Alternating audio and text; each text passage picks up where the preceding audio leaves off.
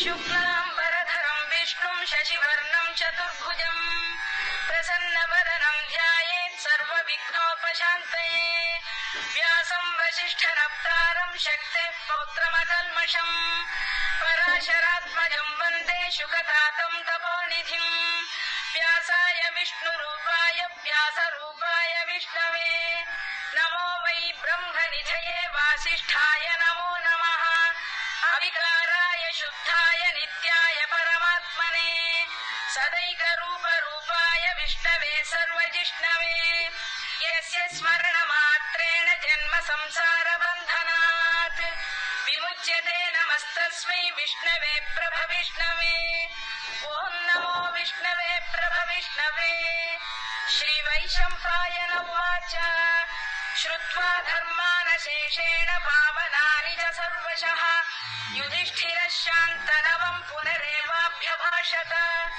युधिष्ठिर उवाच किमेकं दैवतं लोके किं वाप्येकं परायणम् स्तुवन्तः कङ्कमर्चन्तः प्राप्नुयुर्मानवा शुभम् को धर्मः सर्वधर्माणां भवतः परमो मतः किं जपन्मुच्यते जन्तुर्जन्म संसारबन्धनात् श्रीभीष्म उवाच जगत्प्रभुं देवदेवमनन्तं पुरुषोत्तमम् स्तुवन्नाम सहस्रेण पुरुषः सततोत्थितः तमेव चार्चयन् नित्यं भक्त्या पुरुषमव्ययम् ध्यायं स्तुवन् नमस्यं च यजमानस्तमेव च अनादिनिधनं विष्णुं सर्वलोकमहेश्वरम् लोकाध्यक्षं स्तुवन् नित्यं सर्वदुःखातिगो भवेत् ब्रह्मण्यं सर्वधर्मज्ञं लोकानां कीर्तिवर्धनम् लोकनाथं महद्भूतं सर्वभूतभवोद्भवम्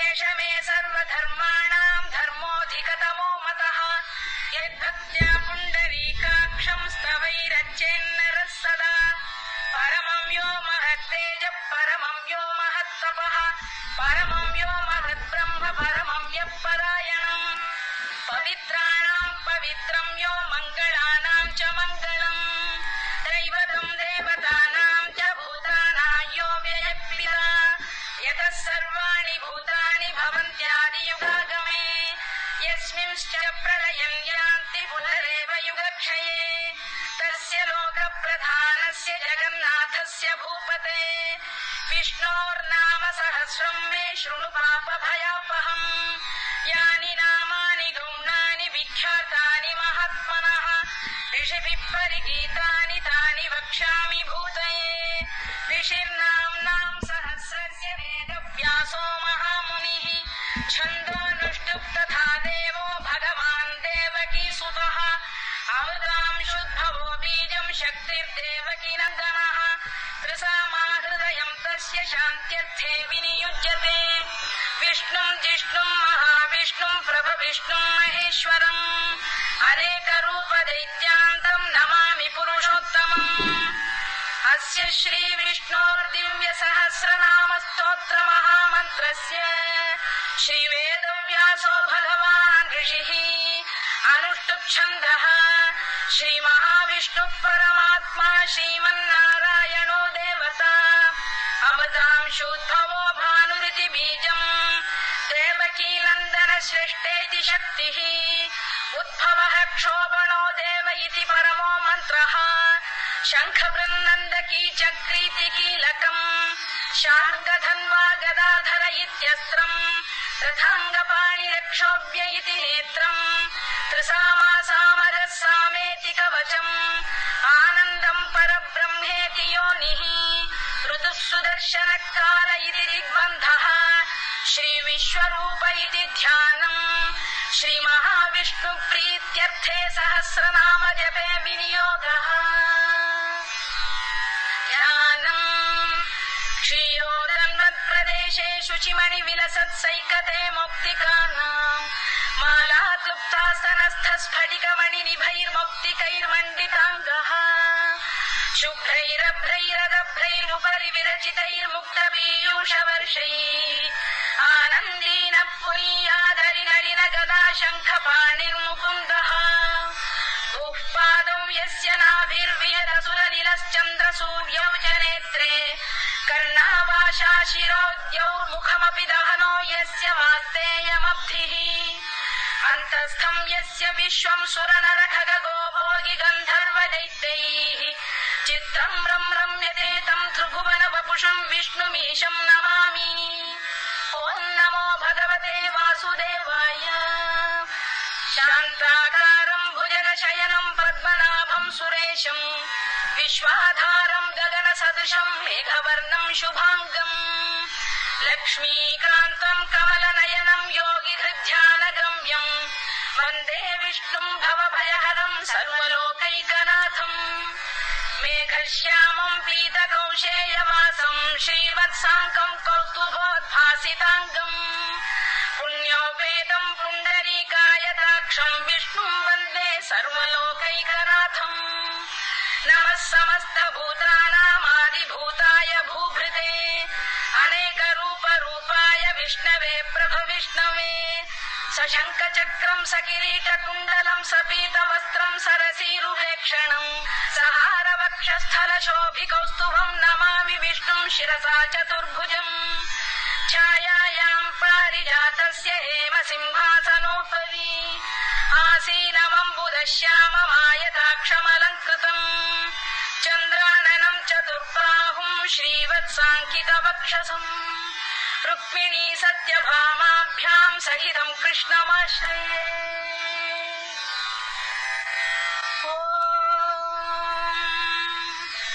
विश्वं विष्णुर्वषत्कारो भूतभव्यभवत्प्रभुः भूतकृद्भूतभृद्भावो भूतात्मा भूतभावनः भूतात्मा परमात्मा च मुक्तानां परमागतिः अव्ययः पुरुषः साक्षी क्षेत्रज्ञोऽक्षर एव च योगो योगविदां नेता प्रधानपुरुषेश्वरः नारसिंहवपुः श्रीमान् केशवः पुरुषोत्तमः सर्वशर्वशिवस्थाणुर्भूतादिर्निधिरव्ययः सम्भवो भावनो भर्ता प्रभवः प्रभुरीश्वरः स्वयंभूः शम्भुरादित्यः पुष्कराक्षो महास्वनः अनादिनिधनो धाता विधाता धातुरुत्तमः अप्रमेयो ऋषिकेशः पद्मनाभोऽमरप्रभुः विश्वकर्मा मनुस्त्वष्टा स्थविष्टस्थविरोध्रुवः अग्राह्यः शाश्वतः कृष्णो लोहिताक्षप्रदर्दनः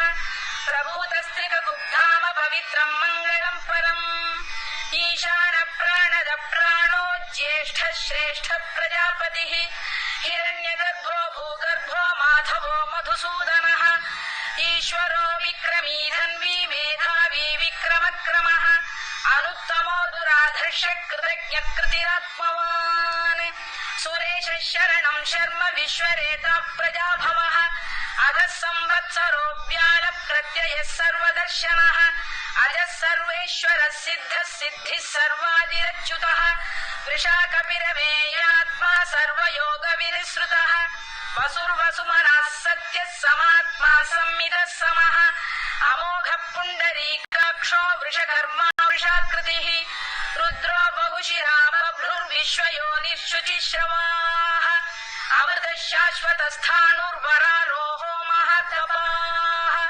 सर्वगः सर्वविद्वानुर्विश्वक्सेनो जनार्दनः वेदो वेदविदव्यङ्गो वेदाङ्गो वेदवित्कविः लोकाध्यक्षः सुराध्यक्षो धर्माध्यक्षकृताकृतः चतुरात्मा चतुर्व्यूहश्चतुर्दंष्टश्चतुर्भुजः भ्राजिष्णुर्भोजनं भोक्ता सहिष्णुर्जगदादिजः अनघो विजयो जेता विश्वयोनिः पुनर्वसुः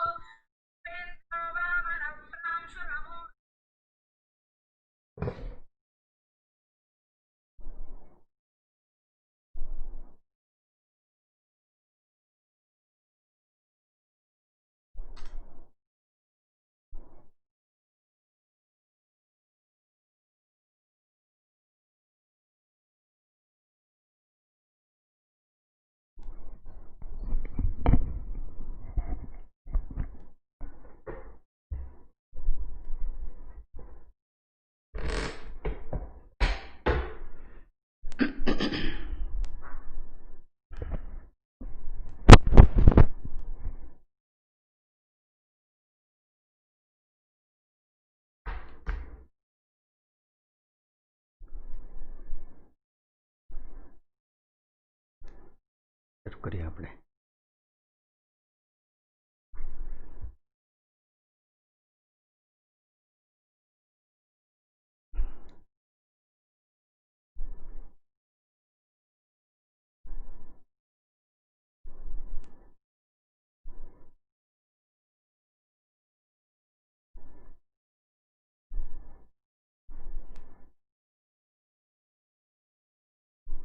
ઓમ સહનાવવતુ સહનૌ ભુનક્તો સહ વીર્યંકરવાવહૈ તેજસ્વિનાવધીતમસ્તુ મા વિદ્વિષાવહૈ. ઓમ શાંતિ શાંતિ શાંતિ. શ્રુતિસ્મૃતિપુરાણાનામ આલયં કરુણાલયં નમામિ ભગવત્પાદં શંકરં લોકશંકરં. શંકરં શંકરાચાર્યં કેશવં બાદરાયણં સૂત્રભાષ્યકૃતૌ વંદે ભગવन्तૌ પુનઃ પુનઃ. ઈશ્વરો ગુરુરાત્મેતિ મૂર્તિભેદવિભાગિને વ્યોમવદ્વ્યાપ્તદેહાય દક્ષિણામૂર્તયે નમઃ.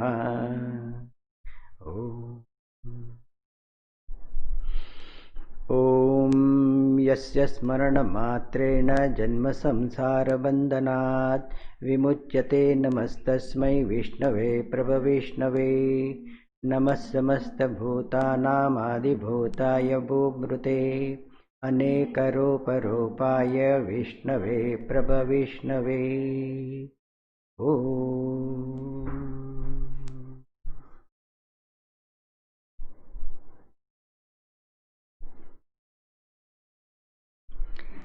ગયા વખતે આપણે આ શ્લોકને જોઈ રહ્યા હતા. યસ્ય સ્મરણ માત્રેણ જન્મ સંસાર બંધનાત વિમુચ્યતે. કોણ? નરઃ વિમુચ્યતે. જેના સ્મરણ માત્રથી, યસ્ય સ્મરણ માત્રેણ જન્મ સંસાર બંધનાત વિમુચ્યતે. શેમાંથી મુક્ત થાય છે? જન્મ સંસાર બંધનાત, સંસારના બંધન.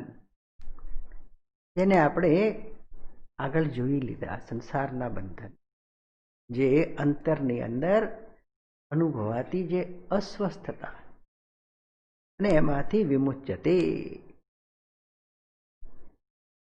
જન્મ સંસાર બંધનાત વિમુચ્યતે. નમસ્તસ્મૈ વિષ્ણવે પ્રભવિષ્ણવે. વિષ્ણવે નમઃ પ્રભવિષ્ણવે નમઃ. અને આપણે પ્રભવિષ્ણુ શબ્દનો અર્થ જોયો તો ગયા વખતે. શું જોયું તો? કે પ્રભવિષ્ણુ એટલે જે બળવાન છે, સમર્થ છે, સર્વશક્તિમાન છે. આપણે શરણ લઈએ કોનું? જે સમર્થ છે. આપણે કોઈની પાસે સહાય માટે માગવા જઈએ અને જેની પાસે માગી રહ્યા છે એ જ કોકની પાસે માગવા ગયો હોય તો એ આપણને શું સહાય કરે? એટલે અત્યારે એક ઘટના, એટલે કાલ્પનિક ઘટના હશે. પેલા કારમાંથી શેઠ ઉતર્યા અને ઉતર્યા તો સામે એક વ્યક્તિ ત્યાં આગળ પેલો કોથળો પાથરીને બેઠેલો હતો. ઓ શેઠ, કંઈક આપો, કંઈક આપો. શેઠ મંદિરમાં જતા હતા અને એની પાસે એને થયું કે આ કારમાંથી ઉતરે છે, મર્સિડીઝ કાર છે, એટલે એની પાસે માગું તો મારું કામ થઈ જશે. એ કે 4 દિવસથી ભૂખ્યો છું, મને કંઈ આપો. પેલા શેઠ કે રાજા મારી પાસે કંઈ નથી. એટલે પછી પેલો જે નીચે બેઠેલો હતો એને વિચાર આવ્યો કે હા, એમ કે એટલે તો એ માગવા માટે તો અંદર જાય છે મંદિરમાં. એની પાસે કંઈક છે નહીં એટલે સાચું છે. તો હું મંદિરની બહાર બેઠેલો છું, એ મંદિરમાં માગવા માટે જાય છે. એટલે પેલા શેઠ જતા હતા એટલે એમને કે શેઠ ઉભા રહો કે તો મારી સાથે બેસી જાઓ અહીંયા. કારણ કે હું માગનારો છું ને તમે માગનારા છો. તો પેલો પેલો ભિખારી હોય એ બીજાને શું આપી શકે? કારણ કે પોતે જ માગનારો છે. ખરેખર તો આ તો બીજી વાત છે, પણ આપણે કોઈક વખત ફરી પાછી સત્સંગમાં આપણે વાત કરીશું કે બે જણ ભેગા થતા હોય છે, એ માગવા માટે જ ભેગા થતા, સ્ત્રી ને પુરુષ. વિવાહ સંસ્કાર માટે નક્કી કે આપણે સાથે સહજીવન ગાળીશું. પણ એટલે પેલી પછી કહેવાનું બદલે હમણાં જ કહી દઉં. તો જ્યારે પેલો છોકરો છોકરીને પસંદ કરવા એટલે કેટલાય ઇન્ટરવ્યુ લે અને પછી જુએ કે ના આ બરોબર નથી, આ બરોબર ને આ બરોબર નથી. પેલી છોકરી જે છે એ પણ છોકરાને પણ પછી પસંદ કરવા માટે, કારણ કે હું પણ ભણેલી છું, વિચારશીલ છું, એટલે મારે પણ જોવું છે કે મારે જે પ્રકારનો જીવનસાથી જોઈએ છે એ સામી વ્યક્તિમાં છે કે નથી. આ સ્ટેટમેન્ટ જરા વિચારવા જેવું છે કે મારે જે જોઈએ છે એવો જીવનસાથી જોઈએ છે. એટલે પહેલા તો શું છે? એટલે જોઈએ છે. અને કેવું શું જોઈએ છે?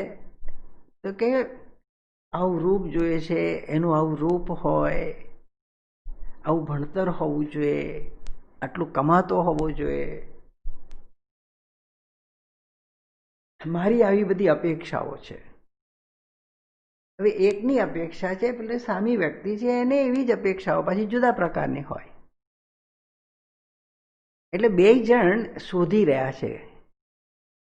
એક અંતરની અંદર માગણી રહેલી છે, એ માગણી અહીંયાથી પૂરી થાય એવી છે કે નહીં એમ. એટલે મને વિચાર આવ્યો, બે ભિખારી ભેગા થાય તો બે માગનારા ભેગા થાય તો કોણ સમૃદ્ધ થાય? એટલે જીવન જે છે સહજીવન તો વીતી જાય, પણ જીવાનું સુખ ના રહે.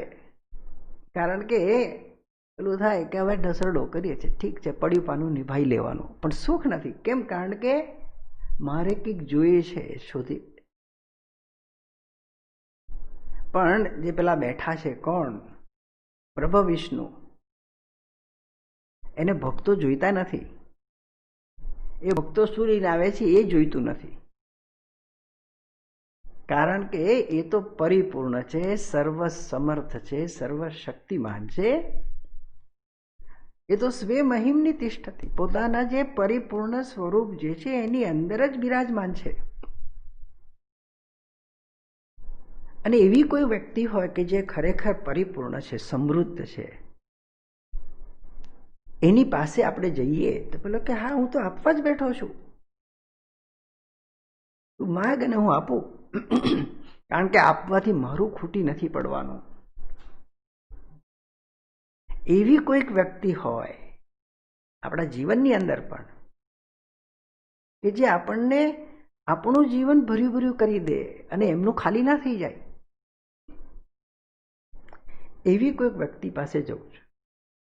અને અહીંયા આગળ પેલો જે ભક્ત જે છે એ ભગવાન પાસે જાય છે, કારણ કે એને તો કોઈક જીવંત રૂપે જોવું છે, પણ જ્યાં સુધી એ દેખાતા એટલે ભગવાનને પ્રાર્થના કરે છે કે આપ મારા માટે જેવી રીતે અર્જુનને માટે આપ પ્રગટ થયા હતા એવી રીતે આપ મારા માટે કોઈક રૂપે પ્રગટ થાઓ. પેલો જિજ્ઞાસુ અને એની પાસે જઈને પ્રાર્થના કરે છે કે જન્મ સંસારથી હું બંધાયેલો છું, આ જન્મની સાથે જ બંધન આવી ગયેલું છે.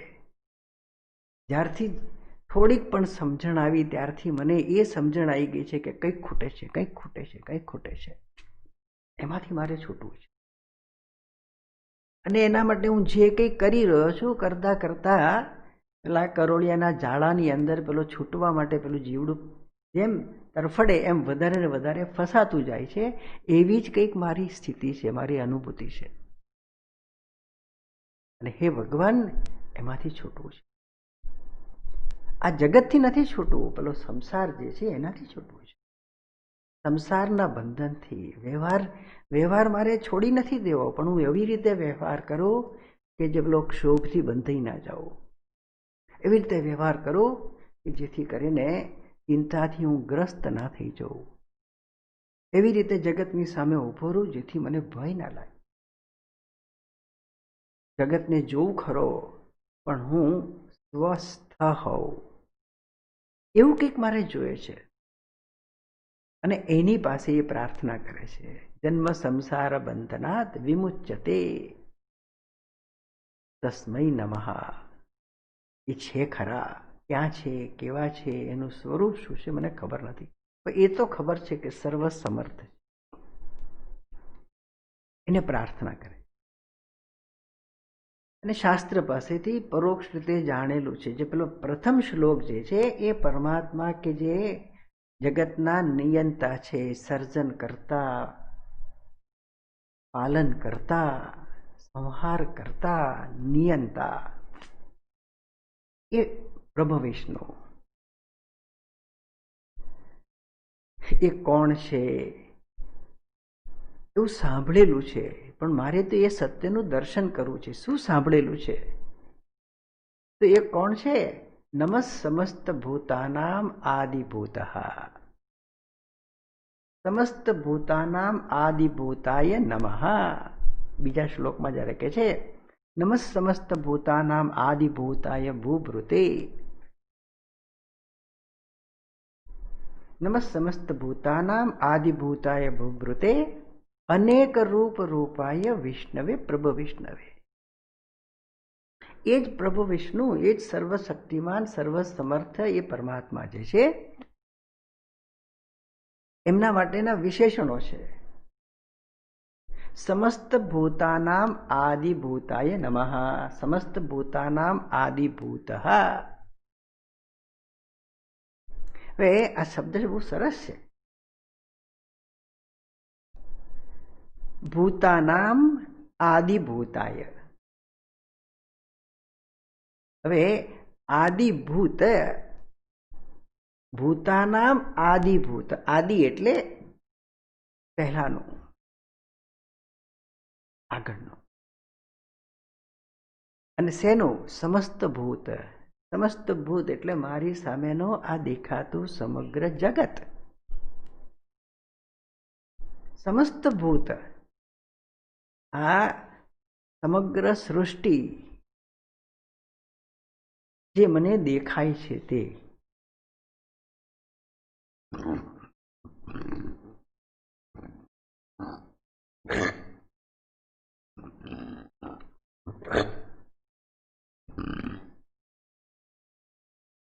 એમના આદિભૂત એટલે એમનું કારણ. આ જે જગત દેખાય છે એનું કારણ. હવે કારણ શોધવાની કેમ ઈચ્છા થઈ? કારણ કે હું જગતને જે જોઈ રહ્યો છું એ જે દેખાય છે એની પાછળ કંઈક કારણ છે. આપણે કોઈ પણ જગ્યાએથી શરૂઆત કરીએ તો આપણને દેખાય કે પેલી નદી કિનારે આપણે ઊભા હોય અને પાણી ધસમસી જતું હોય, નદી વહી રહેલી છે. એ નદીને આપણે જોઈએ છે, વહેતી નદીને, અને આપણને દેખાય કે એનો સ્રોત તો આગળ છે જે મને દેખાતો નથી. પેલા પર્વત ઉપર એક સરોવર છે અને સરોવરમાંથી પાણી ધસી જાય છે, નદી વહી જાય છે, નદી વહે છે. એ સરોવર ક્યાંથી આવ્યું? તો વળી પાછું ત્યાં જઈને આપણે સરોવર જોઈએ અને ત્યારે ખબર પડે કે સરોવર તો આકાશમાંથી પેલી વર્ષા થઈ અને એમાંથી આ સરોવર, ત્યાં આગળ સરોવર નિર્માણ થયું પર્વત ઉપર. એટલે માન સરોવર, અને એમાંથી પેલી ગંગાજી ને યમુનાજી ને બ્રહ્મપુત્ર ને બધી એ નદીઓ જે વહી રહેલી છે. તો નદીને જોઉં છું ત્યારે પેલો સરોવરનો ખ્યાલ આવે. સરોવરને જ્યારે જોઉં છું ત્યારે ઉપરથી આકાશમાંથી પેલી વર્ષા થઈ અને વર્ષા વગર સરોવરમાં પાણી નથી આવતું. અને વરસાદને જોઉં છું ત્યારે દેખાય કે હા પેલા વાદળો જે છે એ વરસી રહ્યા છે. એટલે વરસાદની પાછળ પેલા કારણભૂત પેલા વાદળો. અને વાદળો ક્યાંથી આવ્યા તો કે ઓહો એ તો પેલા સમુદ્રમાંથી બાષ્પીભવન થયું અને એમાંથી વાદળો બન્યા. અને સમુદ્ર ક્યાં છે? તો સમુદ્રમાં તો પેલી બધી નદીઓ ઠલવાય છે. નદીઓ ઠલવાય છે અને એ જ પેલો સમુદ્ર છે. તો સમુદ્રની પાછળ નદીઓ છે, નદીની પાછળ સરોવર છે, સરોવરની પાછળ વર્ષા છે, વર્ષાની પાછળ વાદળ છે, વાદળની પાછળ જે પેલી બાષ્પ છે અને બાષ્પની પાછળ ફરી પાછું સાગર. તો કહેવાનું તાત્પર્ય છે કે બધું એક ચક્રાત્મક છે. આપણે જ્યારે પેલું ફળ જોઈએ તો ફળ ક્યાંથી આવ્યું? ફળની પાછળ પેલું પુષ્પ દેખાય કે પુષ્પનું ફલીકરણ થયું અને ફળ બન્યું છે એની અંદર. તો પુષ્પ ક્યાંથી આવ્યું? વૃક્ષમાંથી પુષ્પ. વૃક્ષ ક્યાંથી આવ્યું? બીજમાંથી આવ્યું. બીજ ક્યાંથી આવ્યું? એ પેલા ફળની અંદર બીજ હતું. તો બીજમાંથી વૃક્ષ અને વૃક્ષમાંથી બીજ, ફરી પાછું એ ચક્ર છે. એટલે બીજમાંથી બીજ અથવા તો સરિતામાંથી સરિતા, નદીમાંથી નદી, સરોવરમાંથી સરોવર. એટલે એ જે આપણને જે બધું ચક્રાત્મક દેખાય, પણ જ્યારે આપણે બારીકીથી જોઈએ તો કે આ નદી રૂપે કે સરોવર રૂપે કે વર્ષા રૂપે કે વાદળ રૂપે કે બાષ્પ રૂપે કે સાગર રૂપે આ જે વિવિધ રૂપ છે, રૂપ બદલાય છે. અને બધા રૂપની પાછળનું મૂળ કારણ, આદિ કારણ તો પેલું જળ છે. જળ વગર આ કંઈ ના હોઈ શકે. ખરું કે નહીં? જળ વગર કંઈ ના હોઈ શકે. તો પેલું બીજ છે એની પાછળ તો વૃક્ષ કારણભૂત છે અને વૃક્ષની પાછળ બીજ છે. તો વૃક્ષ અને બીજ, તો એની પાછળ કોણ છે? જે આદિ કારણ. એટલે એને કહેવામાં આવે કે, એટલે તો નરસિંહ મહેતા કહે છે બીજમાં વૃક્ષ તું, વૃક્ષમાં બીજ તું. તો આ જે વિવિધ રૂપે જે પ્રગટ થાય છે એ આદિ કારણનું અનુસંધાન. નમઃ સમસ્ત ભૂતાનામ આદિભૂતાય. અને એ જે આદિભૂત, એ જે મૂળ કારણ, એ જે સચ્ચિદાનંદ સ્વરૂપ પરમાત્મા છે. જોઈશું આગળ કે આ નામ રૂપની પાછળ જે અકબંધ છે, જેના વગર આ નામ રૂપાત્મક જગત ના હોય, એ સચ્ચિદાનંદ સ્વરૂપ પરમાત્મા, એમને જ વિષ્ણુ કહ્યા છે. કેમ વિષ્ણુ કહ્યા છે? કારણ કે એ જ આ વિવિધ રૂપે પ્રગટ થયા છે. નમઃ સમસ્ત ભૂતાનામ આદિભૂતાય ભૂભૃતે. ભૂભૃત એટલે ભૂતાની વિભરતી ઇતિ ભૂભૃત. આ સર્વ સૃષ્ટિને ધારણ કરે છે. કઈ રીતે ધારણ કરે છે? જેવી રીતે પેલું જળ છે તે સરિતા, સરોવર, સાગર સર્વને ધારણ કરે છે, એવી જ રીતે સમગ્ર નામ રૂપાત્મક સૃષ્ટિની પાછળ જે એનું અધિષ્ઠાન જેને કહેવાય એ વિષ્ણુ છે. એ વિષ્ણુનું હું અનુસંધાન કરું છું. નમઃ સમસ્ત ભૂતાનામ આદિભૂતાય ભૂભૃતે અનેક રૂપ રૂપાય. સરસ. વળી પાછું બીજું વિશેષણ છે, અનેક રૂપ રૂપાય. જે અનેક રૂપ ધારણ કર્યા છે. રૂપ અનેક છે, સ્વરૂપ એક જ છે. જળના રૂપ અનેક છે, સ્વરૂપ એક જ છે. H2O. H2O જ સાગર રૂપે, એ જ સિંધુ રૂપે, એ જ બિંદુ રૂપે, એ જ સરિતા રૂપે, એ જ સરોવર રૂપે. અને એટલું જ નહીં, એમ જેમ આપણે જોતા જઈએ તો એની અંદર વળી પાછા અનેક રૂપ દેખાય. રૂપની અંદર અંતર્ગત બીજા રૂપ, બીજા રૂપ. એવી રીતે આપણે તો એ પરમાત્માને એવી રીતે પામવા છે કે એમનું દર્શન કરવા માટે મારે કોઈ જગ્યાએ જવું ના પડે, કારણ કે સર્વત્ર એ જ છે એવું શાસ્ત્ર કહે છે.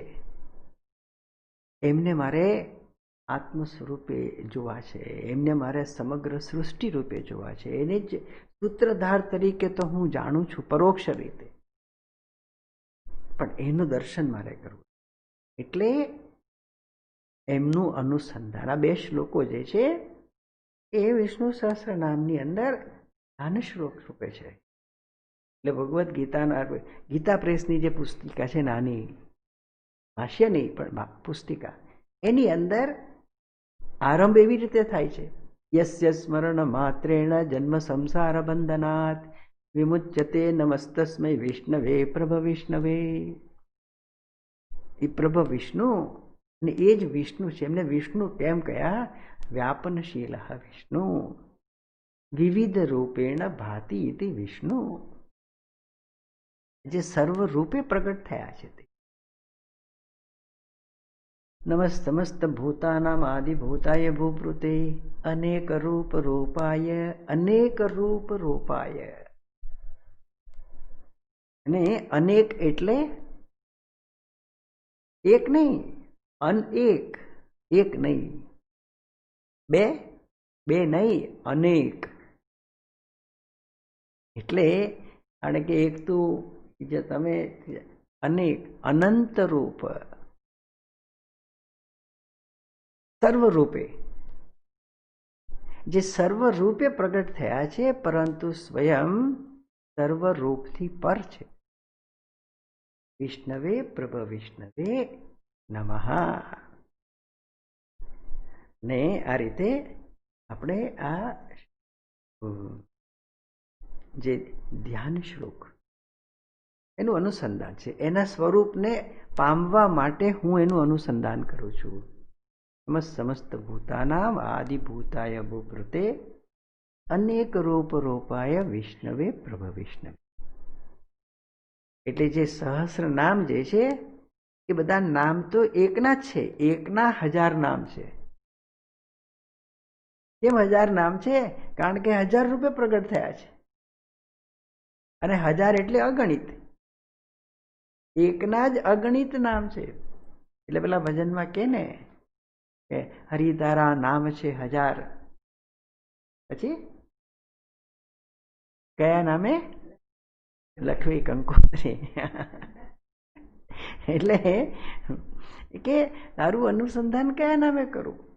એટલે જે નામ સૂજી એ તારું નામ છે. અને આપણે જોઈશું કે કેવી રીતે આ બધા નામ એને જ દર્શાવે છે. અનેકની પાછળ જે એક રહેલા છે એ કેવી રીતે આપણને એનું દર્શન થાય અનેક નામ થકી.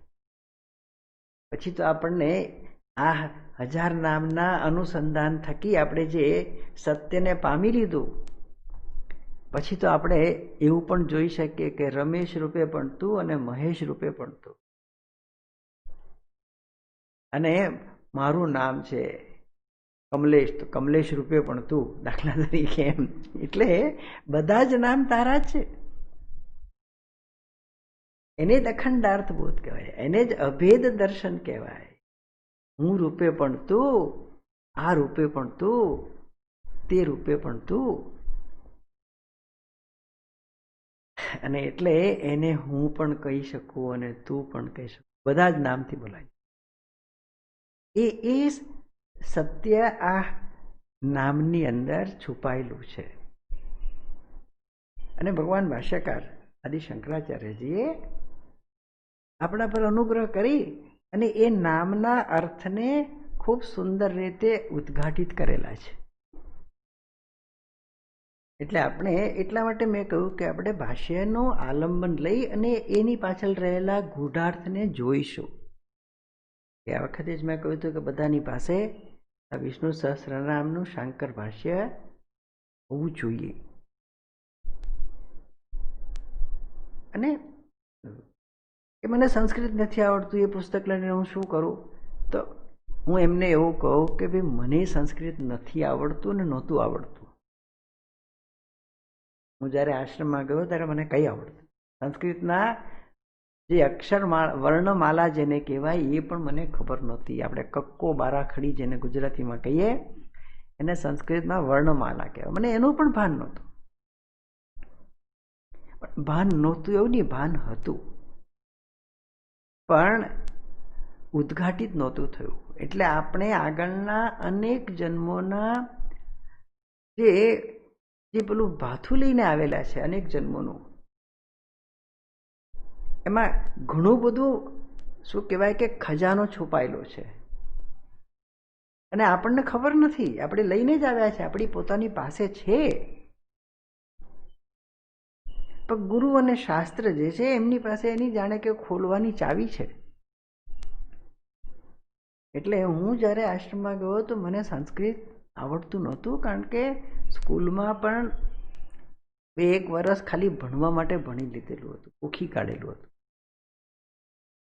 એટલે પેલો સંસ્કૃતનો પેલો એક પેરેગ્રાફ હોય અને કે આનો અનુવાદ કરો તો પહેલો શબ્દ વાંચીએ એટલે પેલો ગોખેલો ફટ આપણે લખી નાખ્યો અનુવાદ.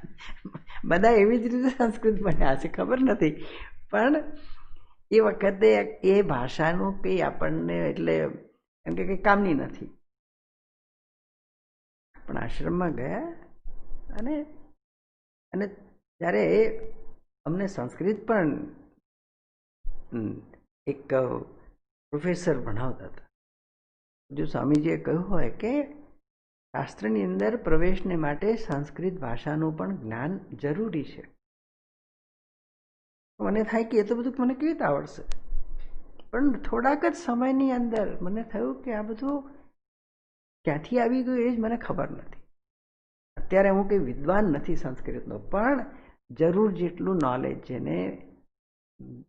જેને વર્કિંગ નોલેજ કહેવાય કે શાસ્ત્રમાં પ્રવેશ કરવા જેટલું આવી ગયું, પ્રગટ થઈ ગયું. એટલે બધાની પાસે એ રહેલું છે. એટલે સંસ્કૃતની ભાષા સંસ્કૃતમાં છે કંઈ ખબર ના પડે એવું તણાવ રાખવાની જરૂર નથી. અને મારું કાર્ય એ છે કે બધા તમે જે જાણો છો એને જ જણાવવાનું છે. પણ જાણીએ છીએ છતાં નથી જાણતા, એટલે એને જ એની પાછળ તમે જે રહેલું સત્ય છે એને આપણે ઉદ્ઘાટિત કરીએ. એટલે ગ્રંથ તો બધાની પાસે હોવો જ જોઈએ. આપણે ગયા વખતે વાત કરી હતી. અને તમારા બધા પાસે તો છે જ, પણ બીજા બધા તમારા બધા પાસે જે અહીંયા મને દેખાતા નથી એ બધાની પાસે પણ ગ્રંથ હશે એવું માનું છું. એટલે શંકર ભાષ્યનો આરંભની અંદર ભગવાન શંકરાચાર્યજી મંગલાચરણ કરે છે. હવે મંગલાચરણ, મંગલ આચરણ, મંગલાચરણ, મંગળ આચરણ. આચરણ શબ્દનો શું અર્થ થાય? વ્યવહાર. જેને આપણે વ્યવહાર કરીએ છીએ એને આચરણ કહેવાય. એ તો આપણે ગુજરાતીમાં આચરણ કહેવાય. દુરાચારી, સદાચારી, તો જેનું સદ આચરણ છે, જેનો વ્યવહાર શાસ્ત્ર અનુરૂપ છે, સદાચારી. તો આચરણ એટલે એનું એપ્લિકેશન આપણા વ્યવહારની અંદર, એનો વ્યવહારમાં જેનો સમાવેશ થયેલો છે. અને મંગળાચરણ, કંઈ પણ કાર્યના આરંભમાં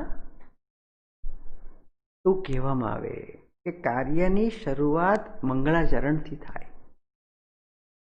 જીવનના એક નવા સોપાન પર આપણે જ્યારે ચડવા માટે પ્રવૃત્ત થતા હોય ત્યાં આગળ મંગળાચરણ હોય.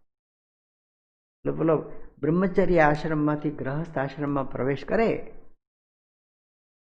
અને ત્યારે બધા વડીલો જે છે એ એના માટે મંગળ પ્રાર્થના કરે કે ભાઈ એનું મંગળ થાવ.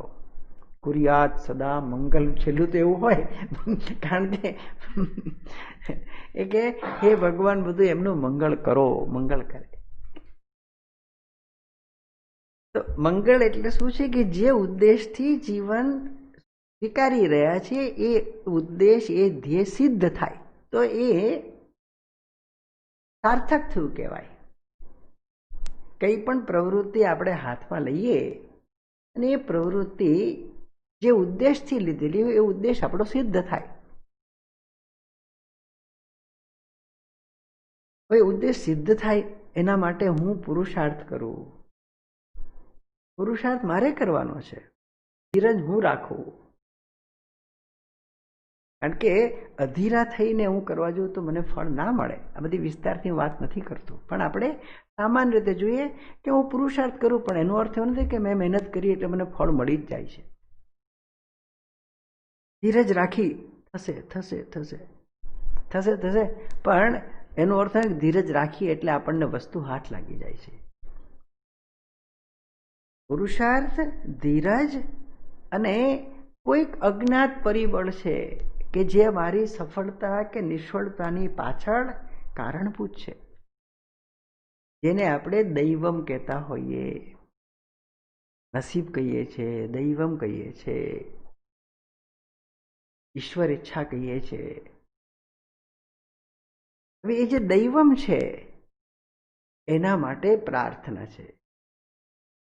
એટલે એવું કહેવામાં આવે કે સમાપ્તિ કામઃ મંગલમ આચરેત. વાક્ય કોઈક વખત મેં પહેલા પણ તમને બધાને કહેલું હતું. સમાપ્તિ કામઃ મંગલમ આચરેત. સમાપ્તિ કામઃ એટલે હાથમાં લીધેલા કામની જે સમાપ્તિ ઈચ્છે છે તે, એને સમાપ્તિ કામઃ કહે છે. હવે સમાપ્તિ એટલે શું?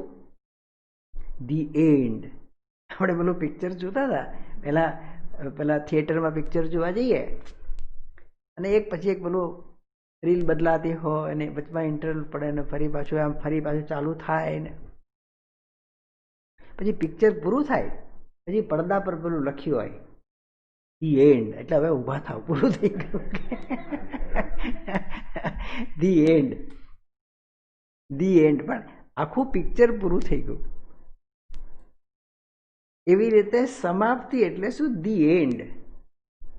આપણે કંઈ પણ કરીએ અને કાર્ય સારી રીતે સફળ પૂર્ણ થઈ ગયું પછી ધી એન્ડ એટલે આપણે ઉકલી ગયા એવું નહીં આ જગતમાંથી,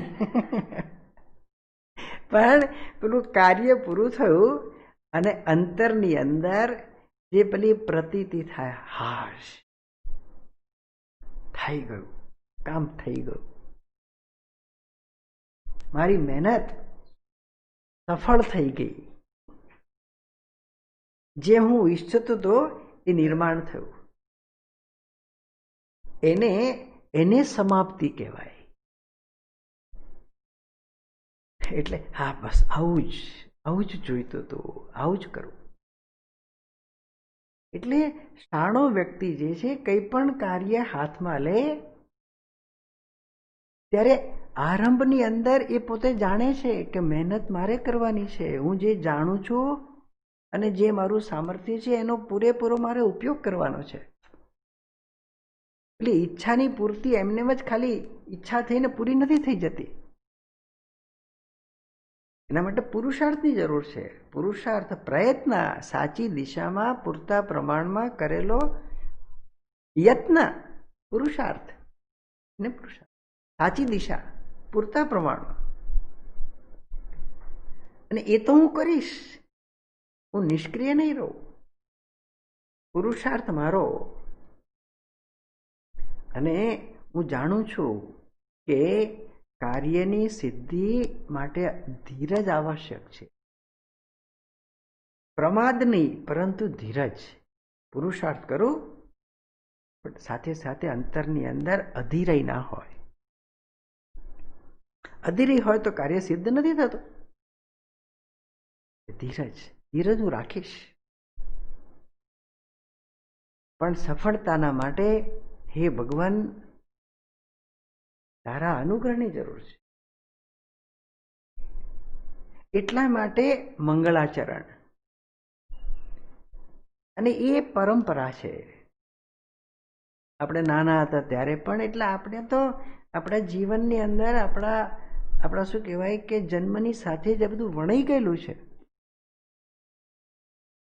પરીક્ષા આપવા જવાનું હોય અને પેલું બાળક જે છે તે તણાવ અનુભવતો હોય કોઈક રીતનો, અને એની માં જોતી હોય, અને એને એ જાણે છે કે ભાઈ આને તણાવ મુક્ત કરવાના માટે મારે એને કહેવાનું હોય, પણ એ એની ભાષામાં, બેટા તે મહેનત કરી છે, કઈ વાંધો, બધું સરસ થવાનું છે, ભગવાનને પગે લાગીને જા, દીવો કરીને જા. એટલે પેલો મંદિરમાં જાય ને ત્યાં આગળ એ ઔપચારિક વિધિ છે, પણ એની પાછળનો ધીરે ધીરે જેમ જેમ એના મોટો થતો જાય તેમ દેખાતો જાય કે એ દૈવમ જે છે એ મારા કાર્યની સફળતા પાછળનો મુખ્ય પરિબળ છે. જેટલું મહત્વનો મારો પુરુષાર્થ છે, જેટલું મહત્વ મારે ધીરજ રાખવાની છે, એટલું જ, બલકે એનાથી વિશેષ એટલા માટે કે એ પરિબળ વિશે હું જાણતો નથી દૈવમ માટે. એટલા માટે એ પ્રાર્થના કરે છે. પ્રાર્થના એ કંઈ નબળા મનના ઉદ્ગાર નથી, પણ જે ઈશ્વર તત્વનો, એ અજ્ઞાત પરિબળનો સ્વીકાર છે, અને એને મંગળાચરણ કહે.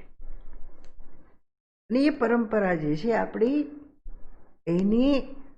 એનું આપણને ભાન કરાવવા માટે મહાપુરુષો જે છે એ પણ કોઈ પણ કાર્યના આરંભની અંદર મંગળાચરણ કરે.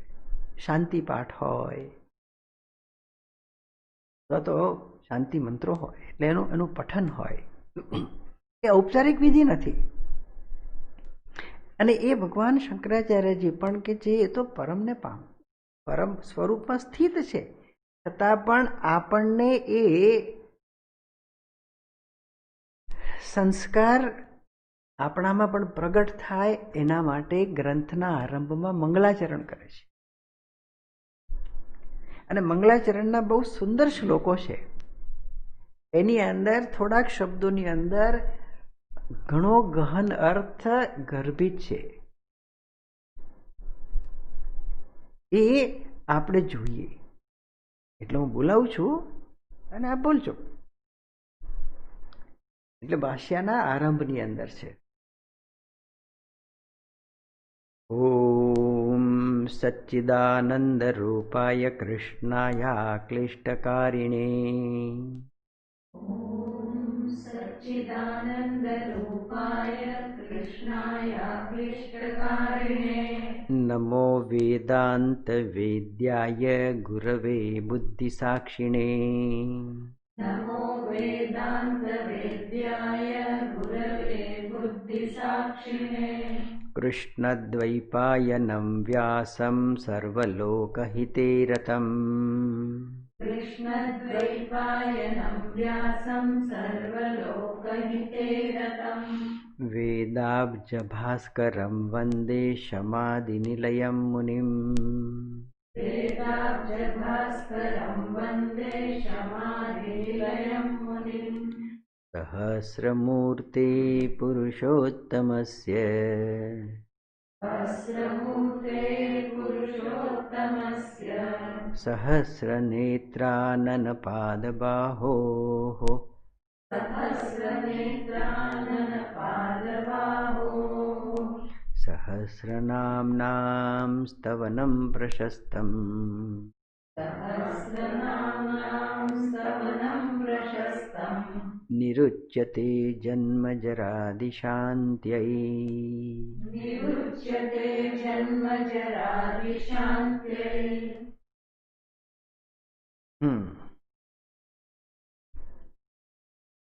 બહુ સરસ શ્લોક છે. સચ્ચિદાનંદ રૂપાય કૃષ્ણાય ક્લિષ્ટકારિણે નમો વેદાંત વેદ્યાય ગુરવે બુદ્ધિ સાક્ષિણે. નમઃ એ શબ્દ છે. નમઃ નમઃ અસ્તુ. નમઃ, નમઃ શબ્દ છે એ મારા નમસ્કાર હો. નમઃ અસ્તુ. કોને નમસ્કાર કરે છે પેલા? કૃષ્ણાય. એટલે જુદા જુદા શબ્દ છે જેમને નમસ્કાર કરવામાં આવે છે.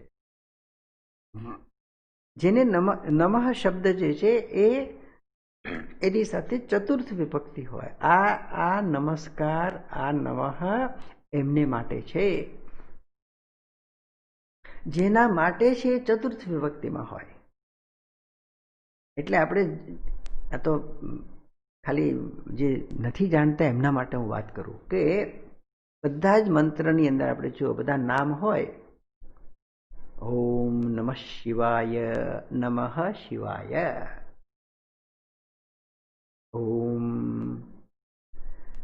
નમઃ સચ્ચિદાનંદાય, ઓમ નમઃ રામાય, રામાય નમઃ, કૃષ્ણાય નમઃ.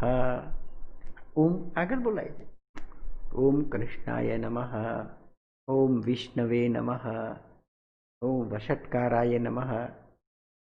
જ્યારે અર્ચના કરતા હોઈએ ત્યારે જેમને ઉદ્દેશીને આ કરવામાં આવે છે ચતુર્થ વિભક્તિમાં હોય. અહીં આગળ આજે ભગવાનના અનુસંધાન કરે છે. એટલે આરંભની અંદર જે મંગળાચરણની અંદર રચના કરતા છે જે કે છે નમઃ, આ નમસ્કાર હો, મારા નમન. કોને? સચ્ચિદાનંદ રૂપાય. સચ્ચિદાનંદ રૂપાય નમઃ. કૃષ્ણાય નમઃ, કૃષ્ણાય નમઃ. અક્લિષ્ટકારિણે નમઃ. સચ્ચિદાનંદ રૂપાય કૃષ્ણાય અક્લિષ્ટકારિણે, અક્લિષ્ટકારિણે નમઃ. વેદાંત વેદ્યાય નમઃ. ગુરવે નમઃ. બુદ્ધિ સાક્ષીને નમઃ. જુદા જુદા નામ છે. કોના? ખરેખર તો એક જ પરમાત્માના.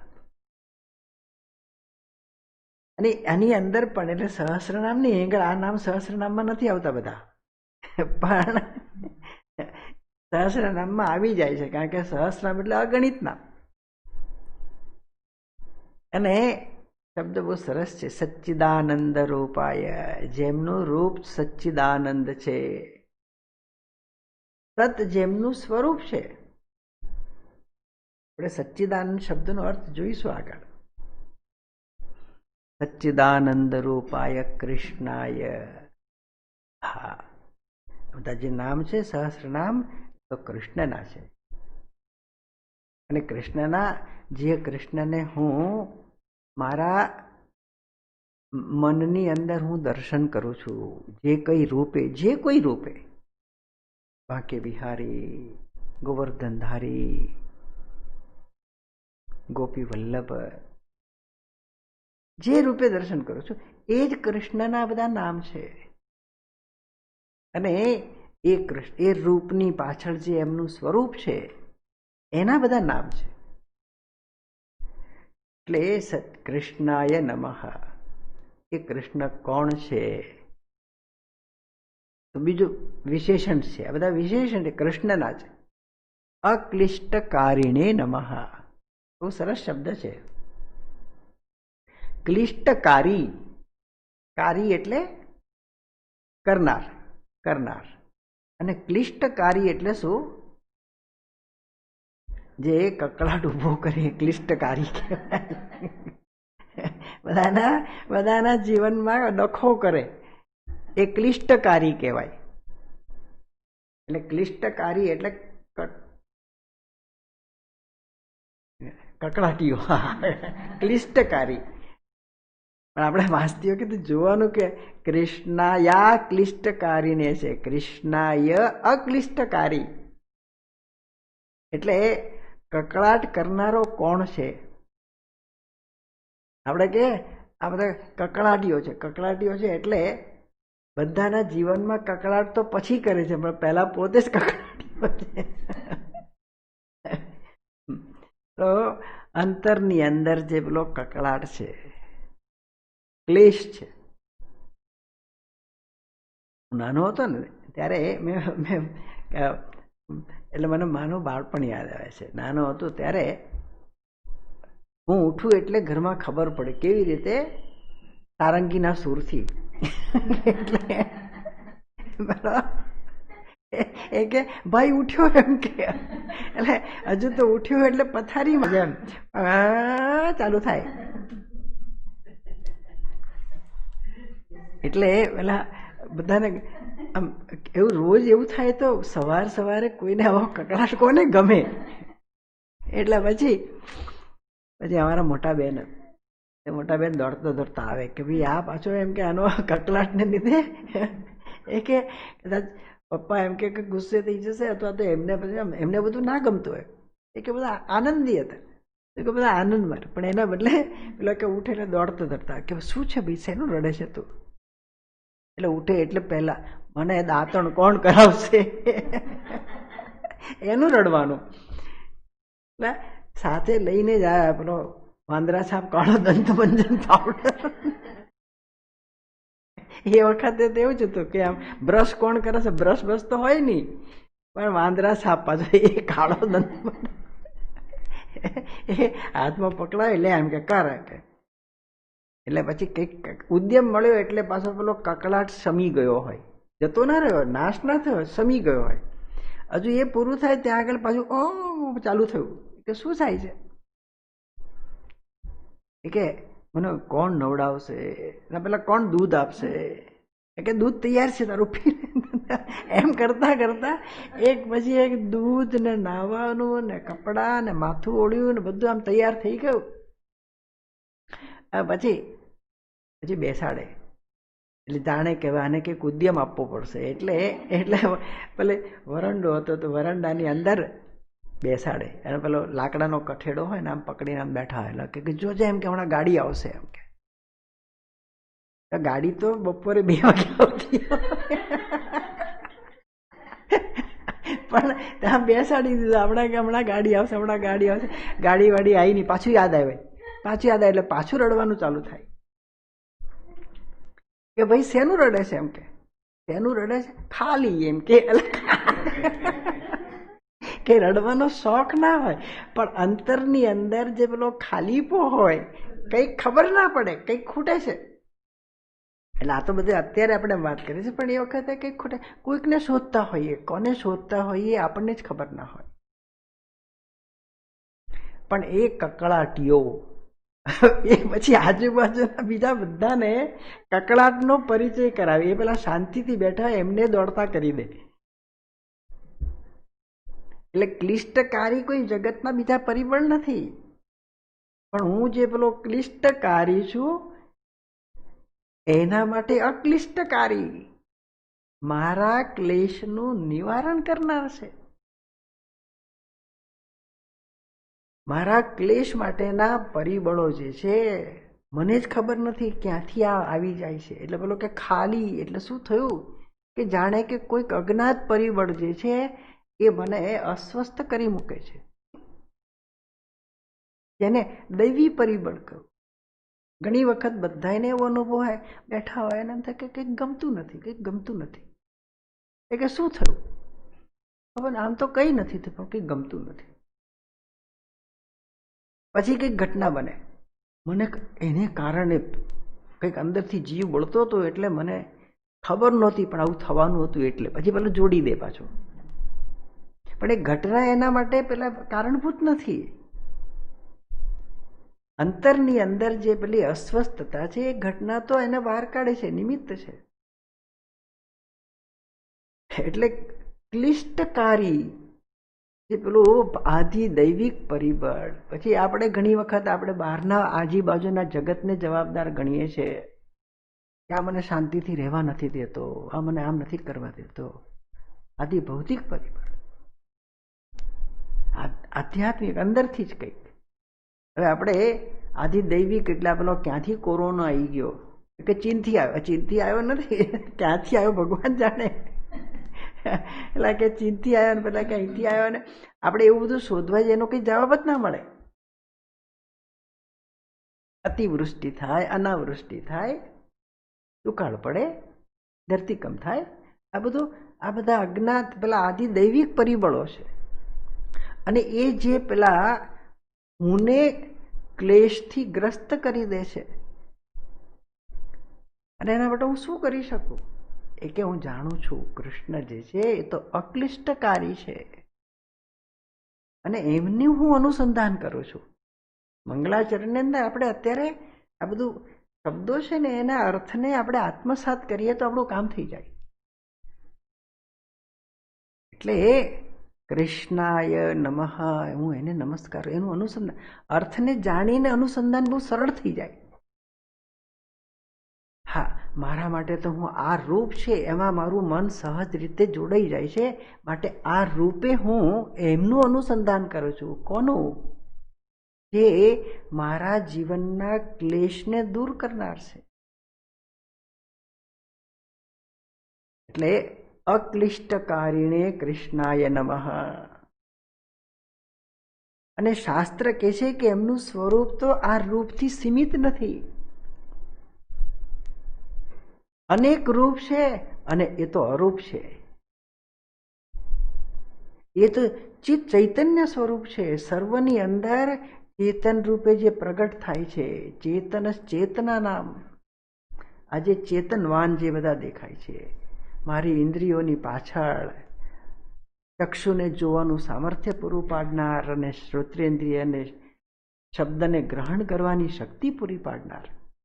અને પૂરી પાડવા માટે એને કંઈ કરવું નથી પડતું, એમની હાજરી માત્રથી એ થાય છે.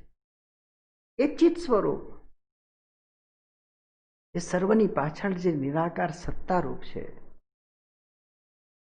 સચ્ચિદાનંદ, એ જ આનંદ સ્વરૂપ છે, આનંદ ઘન છે. એ સર્વ જે જગતને અંતર્ગત જે આનંદ રૂપે જે સુખ રૂપે અભિવ્યક્ત થાય છે, પણ એ તો નિર્ભેળ સુખ સ્વરૂપ છે. એ એમનું સ્વરૂપ છે, સચ્ચિદાનંદ રૂપાય.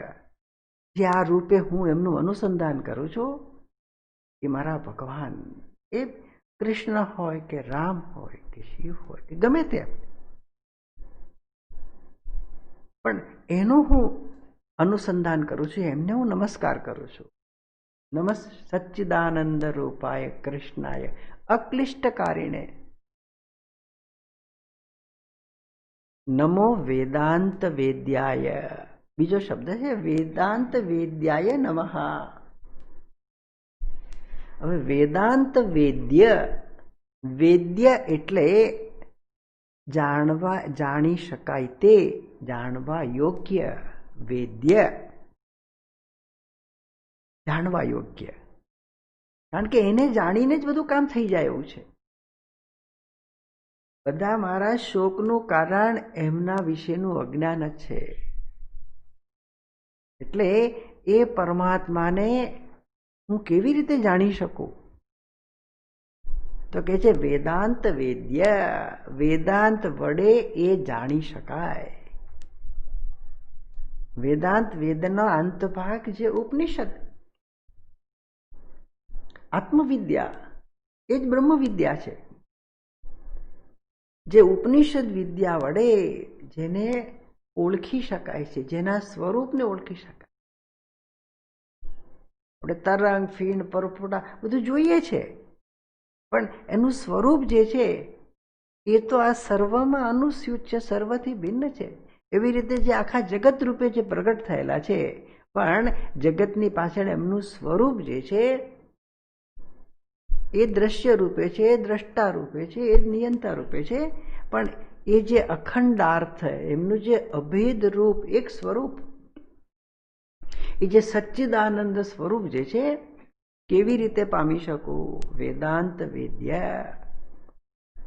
એ બ્રહ્મ વિદ્યા જે શાસ્ત્ર છે, આત્મબોધ, બ્રહ્મબોધ, એના થકી એને ઓળખી શકાય છે. અને એટલે એમને કેવી રીતે ઓળખાય? વેદાંત વેદ્ય એમને કહ્યું.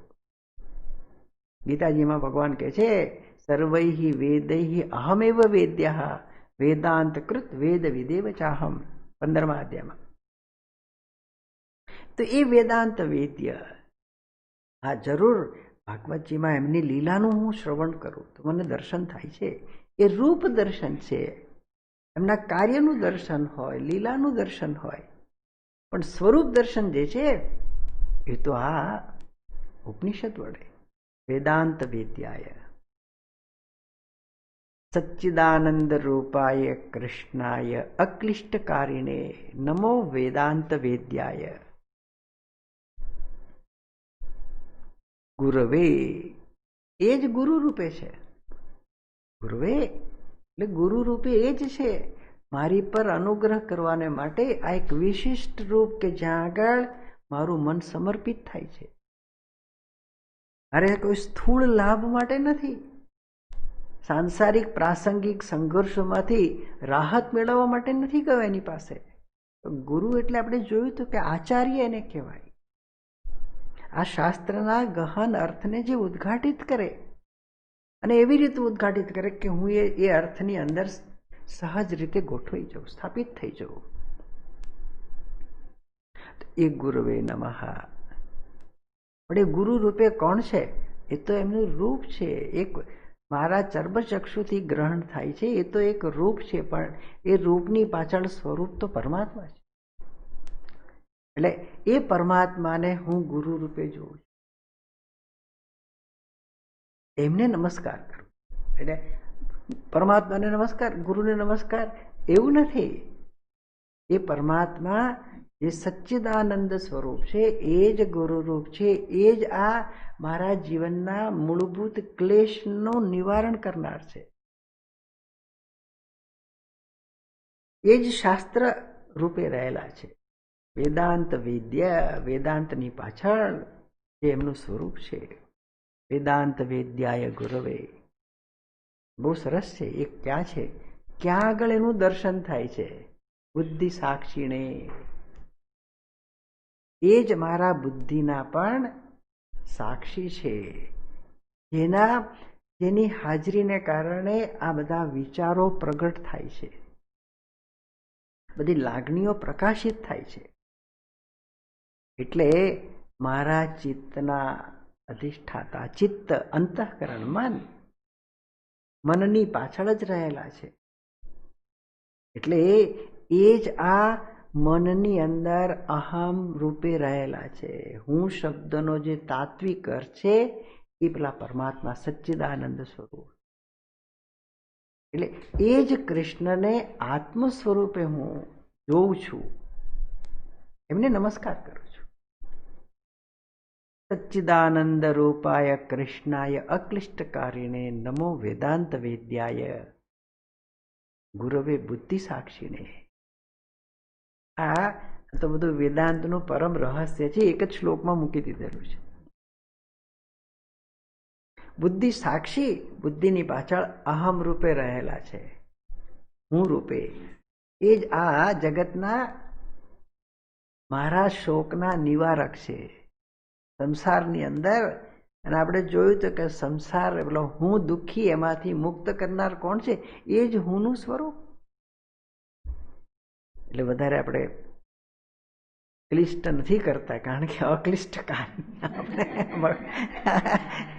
એટલે આટલા આ જ અર્થને જેમ જેમ આપણે પેલા સહસ્ર નામનું અનુસંધાન થશે તેમ દેખાતું જાય કે હા આ જ સત્ય છે, આ જ સત્ય છે.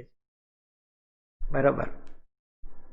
એટલે પ્રથમ આ મંગલાચરણનો પ્રથમ જે શ્લોક છે તે એ પરમાત્માનું સ્મરણ છે. પરમાત્મા કયા? જે સચ્ચિદાનંદ સ્વરૂપ છે, જેનું કોઈ રૂપ નથી, જે આત્મ સ્વરૂપે છે, નિર્ગુણ છે, નિરાકાર છે, જે એક જ છે, એનું અનુસંધાન છે. બીજો મંગલાચરણનો શ્લોક છે કે જે આ સર્વ જે પરમ સત્યને જેમાં સંકલિત થયેલું છે એ આપણા વેદ, જેને શ્રુતિ કહેવામાં આવે. અને શ્રુતિના રચયિતા કોઈ નથી, પણ એ શ્રુતિનું સંકલન કરેલું છે. એ સંકલન કરતા છે જેમને વેદ વ્યાસ કહેવાય. એમનું નામ હતું કૃષ્ણદ્વૈપાયન. એટલે વેદ વ્યાસની સ્તુતિ છે, કારણ કે એમના વગર મને આ વેદાંત ક્યાંથી પ્રાપ્ત થાય, વેદ ક્યાંથી પ્રાપ્ત થાય?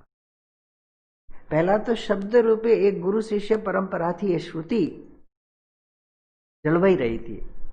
પણ જેમ જેમ સમય જતો ગયો તેમ તેમ પેલો મનુષ્ય છે એનું જે મન છે એ વધારે ને વધારે બહિર્મુખ થતું ગયું હોય. જેમ બહિર્મુખતા વધારે તેમ પેલી ગ્રહણ શક્તિ ક્ષીણ થાય, એમ ધારણ શક્તિ ક્ષીણ થઈ જાય. એટલે આપણે કહે ને કે કંઈ સમજાતું નથી, ગ્રહણ શક્તિ ક્ષીણ થઈ ગયેલી છે. કેમ સમજાતું નથી? પેલું મન કંઈક જગ્યાએ વિક્ષિપ્ત થયેલું હોય. એટલે જેમ જેમ પેલી બહિર્મુખતા આપણી વધતી ગઈ છે તેમ તેમ આપણું પેલું ગ્રહણ સામર્થ્ય ઓછું થતું. એટલે આપણે બહારના પેલા ટેકાઓ લેવા માંડ્યા હોઈએ. પેલા કેલ્ક્યુલેટર રાખ્યું હોય એટલે આપણે પેલા નાના હતા ત્યારે પેલા પલાખા, ઘડિયા અને પલાખા અને જે બધું હતું તે આપણે કંઠસ્થ હતું. એટલે કે 17 × 7 કેટલા થાય? બરાબર, કેલ્ક્યુલેટર કાઢું એમ કે તો એ જે સ્થિતિ થયેલી છે કારણ કે આપણે પેલા બહિર્મુખતા થઈ છે. એટલે જેમ જેમ પેલું ચિત્ત બહિર્મુખ થતું જાય તેમ ગ્રહણ શક્તિ, ધારણ શક્તિ બધી ક્ષીણ થાય છે. પણ જેનું પેલું ચિત્ત જે છે એ શાંત છે, બહિર્મુખ નથી, એટલે ઉત્તેજિત નથી, એમની ધારણ શક્તિ આપણને આશ્ચર્ય થાય. હમણાં એવું કહેવત છે કે ભાઈ 60 બુદ્ધિ જતી રહેતી, એમ 60 બુદ્ધિ ના થાય. કારણ કે હવે તો યાદ નથી રહેતું, ભૂલાઈ જાય છે, યાદ નથી રહેતું, કહેતો કે સમજાતું નથી, એવું બધું જે થતું હોય. પણ જે ખરેખર જેણે જીવન જીવી જાણેલું છે એને તો એવું થાય કે જેમ જેમ વર્ષો વીતતા જાય તેમ તેમ વધારે ને વધારે એની તેજસ્વીતા પ્રગટ થતી જાય. એને વિસ્મૃતિ થાય જ ને, વિસ્મૃતિ ના થાય, સ્મૃતિ ના હોય તો ધારણ કર્યું છે. ગ્રહણ શક્તિ એને મેધા શક્તિ કહેવાય. પણ વેદવ્યાસજી એમણે જોયું હોય કે કાળે જેમ જેમ સમય વીતતો જાય છે તેમ તેમ આ મનુષ્યની ગ્રહણ અને ધારણ શક્તિ ક્ષીણ થઈ રહેલી છે. એટલે આ જે આપણી શું કહેવાય કે સનાતન વિદ્યા એને કોઈક રીતે બની રહે એટલા માટે એમણે 4 વેદ રૂપે એ બધાનું સંકલન કરેલું છે. એટલે વેદના રચયિતા વેદ વ્યાસ નથી, સંકલન કરતા છે, કમ્પાઇલેશન. વેદના મંત્રો છે તો એની પહેલા હતા, આ સૃષ્ટિની સાથે જ છે. એટલે વેદ અનાદિ છે. પણ એ અનાદિ વેદને ગ્રથિત કર્યા, અને એમણે ગ્રથિત કર્યા છે કે જેમણે મહાભારતની રચના કરેલી છે. એ મહાભારતના રચયિતા છે વેદવ્યાસ. એટલે મહાભારતના 5મા વેદની શું કહેવાય ઉપમા આપેલી છે ને 5મા વેદ તરીકે જોવામાં આવે છે, કારણ કે એની અંદર બધું મૂકેલું છે. એમણે 18 પુરાણોની રચના એમણે કરેલી છે. 18 પુરાણ, સ્મૃતિ ગ્રંથ, પારાશર સ્મૃતિ, એના રચયિતા વેદવ્યાસ છે. તો વેદવ્યાસજીએ એ બધાની રચના કરી છે, પણ વેદની રચના એમણે નથી કરી, પણ વેદનું સંકલન કર્યું છે. એ વેદ વ્યાસને નમસ્કાર છે. બીજા મંત્ર વંદે, જ્યારે એમાં કહેવા હોય કે કૃષ્ણદ્વૈપાયનમ વ્યાસમ સર્વલોકહિતે રતમ વેદાબ્જ ભાસ્કરમ વંદે. અને એ વેદવ્યાસ કોણ છે? તો પેલા કૃષ્ણદ્વૈપાયનમ વંદે, બીજા મંત્ર શ્લોકની અંદર કૃષ્ણદ્વૈપાયનમ વ્યાસમ વંદે. હું એમને નમસ્કાર કરું છું. કોને? વ્યાસને. વેદ વ્યાસ તરીકે તો આપણે જાણીએ છીએ એમને, પણ એમનું નામ હતું કૃષ્ણદ્વૈપાયન. એટલે કૃષ્ણદ્વૈપાયનમ વ્યાસમ વંદે. કૃષ્ણદ્વૈપાયનને વ્યાસ કેમ કહેવાતા? એમને વ્યાસની ઉપમા એટલા માટે આપી હતી. વ્યાસ એટલે આપણે પેલું ગુજરાતીની અંદર જ્યારે ગણિત ભણતા હતા, ભૂમિતિ વર્તુળ હોય અને એના કેન્દ્ર બિંદુને અને પરિઘને સ્પર્શ કરતી જે રેખા છે એને ત્રિજ્યા કહેવાય. સ્મરણ હોય તો ત્રિજ્યા. અને કેન્દ્ર બિંદુમાંથી પસાર થતી પરિઘના બંને છેડાને અડકતી જે રેખા છે એને વ્યાસ કહેવાતું. એ વર્તુળની અંદર એનાથી મોટી રેખા ના હોય, એટલે વર્તુળના બે છેડાને સ્પર્શ કરે છે અને કેન્દ્રમાંથી પસાર થાય છે, એને વ્યાસ કહેવાય. જેમની વિશાળ બુદ્ધિ, જેમની વિદ્વત્તા, જેની પાસે જે દ્રષ્ટિ, કેવી દ્રષ્ટિ કે આખું બ્રહ્માંડ જે છે કે જેને એક આપણે કહે ને બ્રહ્માંડ જે ગોળાકાર છે, એટલે જેને આ અભિવ્યક્ત થયેલી સમગ્ર સૃષ્ટિનું અને એનું કેન્દ્ર એટલે પરમાત્મા, જે નિર્ગુણ નિરાકાર સગુણ સાકાર રૂપે રહેલી સમગ્ર સૃષ્ટિ અને એના અધિષ્ઠાતા રૂપે રહેલ પરમાત્મા, એ સર્વનું જ્ઞાન છે, જે સર્વજ્ઞ છે. એટલા માટે એમને વ્યાસ કહેવાયા. ભગવાન બાદરાયણ, કૃષ્ણદ્વૈપાયન, બાદરાયણ એવું બીજું નામ હતું એમનું. એટલે ભગવાન એટલા માટે કે સાક્ષાત વિષ્ણુ એ રૂપે પ્રગટ થયા હતા. એટલે આપણે જ્યારે પેલા આપણે જે ધ્યાન શ્લોક કરીએ છીએ ને એની અંદર પેલો કહે ને કે પેલો શંકરમ શંકરાચાર્યમ કેશવમ બાદરાયણમ સૂત્ર ભાષ્ય કૃતૌ વંદે ભગવંતૌ પુનઃ પુનઃ. જે બાદરાયણ કે જે વેદના સંકલન કરતા અને એમણે આજે આપણી પર કૃપા કરીને જે ગ્રંથ વેદનું શ્રુતિનું સંકલન કર્યું, માટે આપણી પાસે આ વિદ્યા પ્રાપ્ત થઈ શકે છે. એ પરંપરા જળવાઈ રહેલી છે. એમને નમસ્કાર છે, વેદવ્યાસને. કૃષ્ણદ્વૈપાયનમ વ્યાસમ. એ કોણ છે? સર્વલોક હિતે રતમ. જેમનું જે એક જ વ્યવસાય, આ બધી જ ગ્રંથની રચના કરી.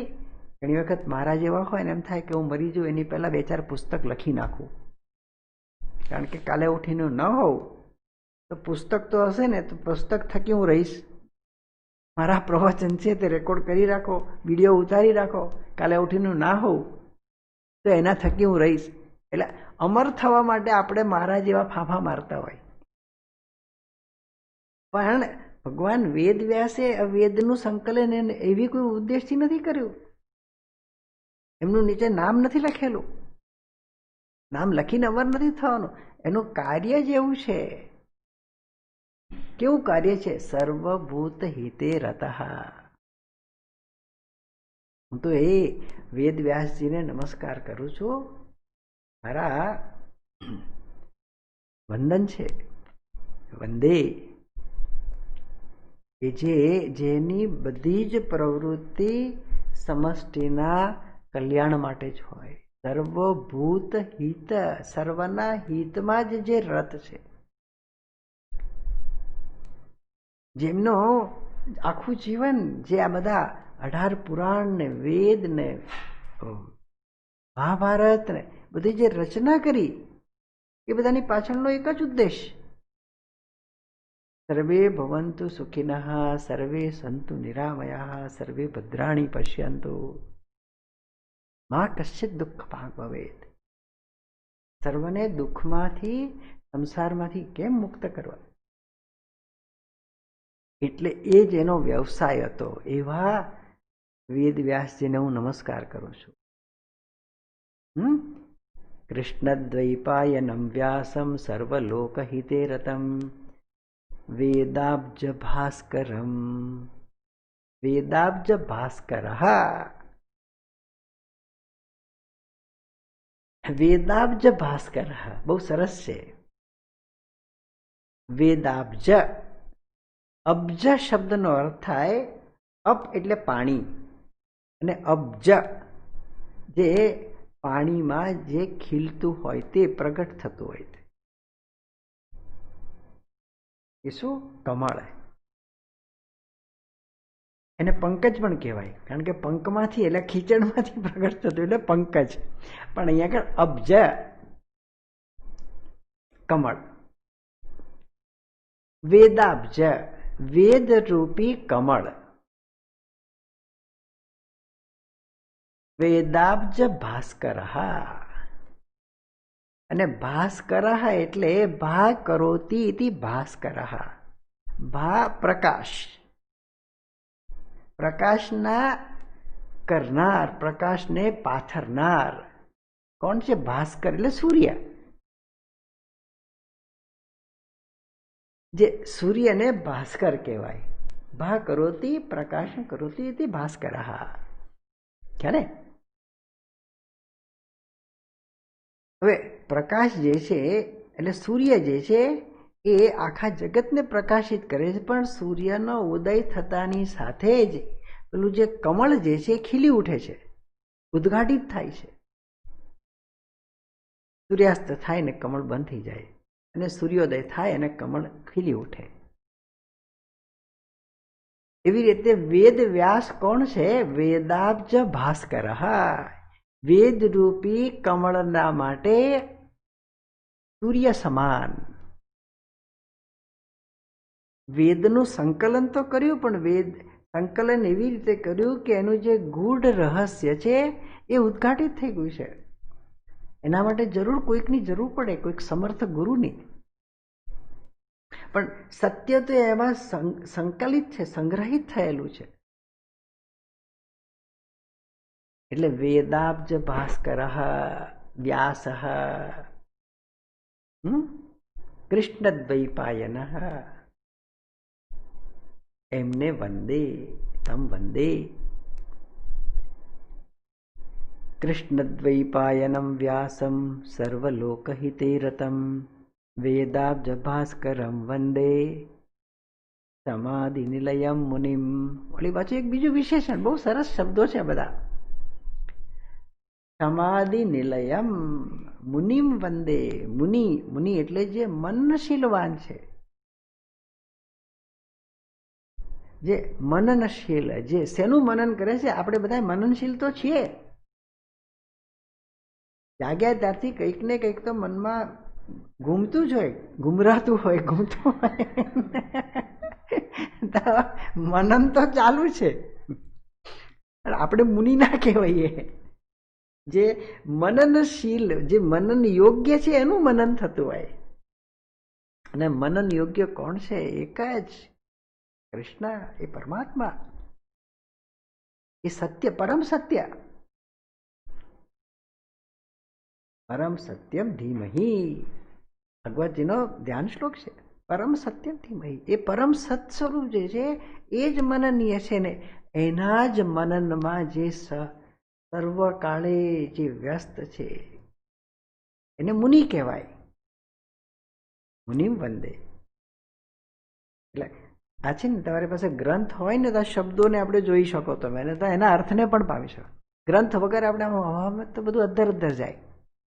એટલા માટે હું આગ્રહ રાખું છું કે ગ્રંથ તો હોવો જ જોઈએ. શ્લોકમાં શું કહે છે? કૃષ્ણદ્વૈપાયનમ વ્યાસમ સર્વલોકહિતે રતમ વેદાબ્જ ભાસ્કરમ વંદે સમાધિ નિલયમ મુનિમ. સમાધિ નિલયમ, બીજું પાછું એક વિશેષણ રહી ગયું. સમાધિ નિલયમ મુનિમ વંદે. નિલયમ એટલે નિવાસ સ્થાન, એટલે કે માતૃ નિલયમ, માનું નિવાસ સ્થાન, પિતૃ નિવાસ, નિવાસ કહીએ, નિલયમ કહીએ, સરસ્વતી નિલયમ. અમે જ્યારે ભણતા હતા તો જે હોલ હતો કે જેમાં બેસીને આ સ્વાધ્યાય થતો હતો એનું નામ સરસ્વતી નિલયમ હતું. સાક્ષાત સરસ્વતી બિરાજમાન છે. અને આ વેદ વ્યાસ એ ભગવાન પાદરાયણ, ભગવાન વેદ વ્યાસ એ કોણ છે? સમાધિ નિલયા, જેનામાં શમ એટલે પોતાના મનનું પ્રભુત્વ, સ્વામિત્વ, દમ પોતાની ઇન્દ્રિયો ઉપરનું સ્વામિત્વ, મન, ઇન્દ્રિય, શરીર, જેનું સર્વનું સ્વામિત્વ પોતાની પર, વ્યવહારનું જેનું સ્વામિત્વ છે. એટલે વ્યવહારમાં જેનું સ્વામિત્વ છે, સોરી એવું કહેવું ના પડે. જેના પોતાના વ્યવહારમાં પોતે સ્વામી છે એટલે બધી જ ચેષ્ટા એવી જ થાય કે જેનો શોભને કોઈ અવકાશ ના હોય. એ વ્યવહારનું સ્વામિત્વ કહેવાય.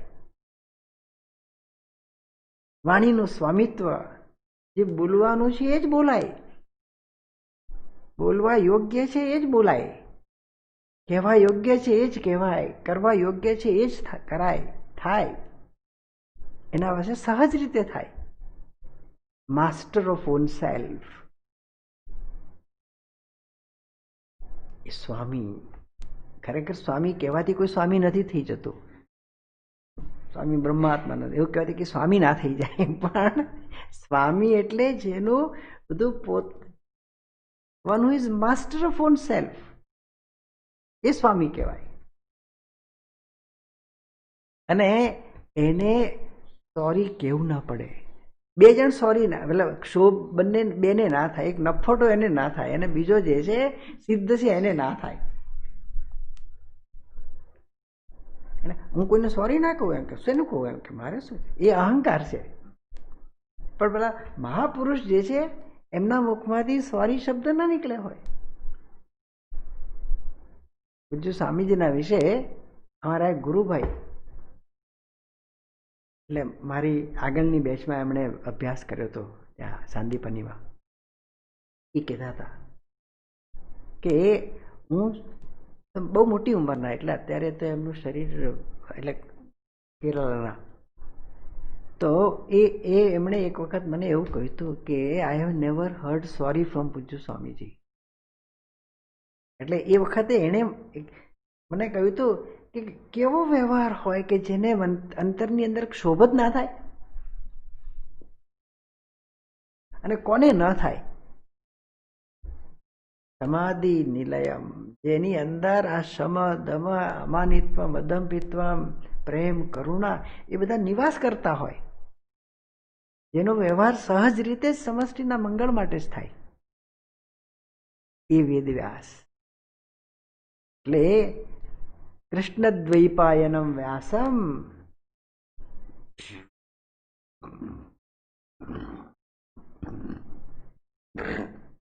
કૃષ્ણદ્વૈપાયનમ વ્યાસમ સર્વલોકહિતે રતમ વેદાબ્જ ભાસ્કરમ વંદે સમાધિ નિલયમ મુનિમ. ત્રીજો શ્લોક સહસ્રમૂર્તે પુરુષોત્તમસ્ય, એ જે આવતી વખતે રાખ. એટલે બધું વિષ્ણુ સહસ્રનામ અંતર્ગત જ છે, કારણ કે એના જ નામનું બધું આ અનુસંધાન છે. જે 5 મિનિટ વધારે લેવાય છે, પણ આપણે વિરામ આપીએ. ઓમ પૂર્ણમદ પૂર્ણમિદમ પૂર્ણાત પૂર્ણમુદચ્યતે पूर्णस्य पूर्णमादाय पूर्णमेवावशिष्यते। ॐ शान्ति शान्ति शान्तिः। हरिः ॐ श्रीगुरुभ्यो नमः। हरिः ॐ।